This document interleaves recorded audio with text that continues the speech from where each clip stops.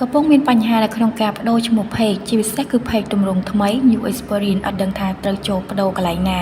អូខេអញ្ចឹងទៅទស្សនាជាមួយខ្ញុំទាំងអស់គ្នាឥ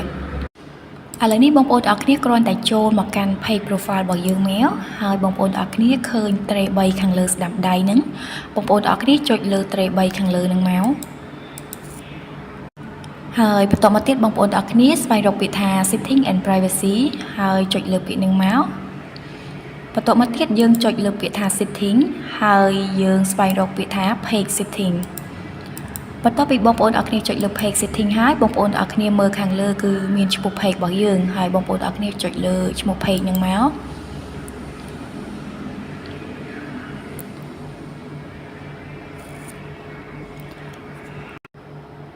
មកកាន់កន្លែងនេះបងប្អូនទាំងអស់គ្នាអាចវាយឈ្មោះថ្មីដែលបងប្អូនទាំងអស់គ្នាចង់បដូរហើយបងប្អូនទាំងអស់គ្នាអាចធ្វើការ review change បានហើយអញ្ចឹងសម្រាប់ការបដូរឈ្មោះpage ថ្មីទម្រង់ new experience ហ្នឹងគឺលែងជាបញ្ហាទៀត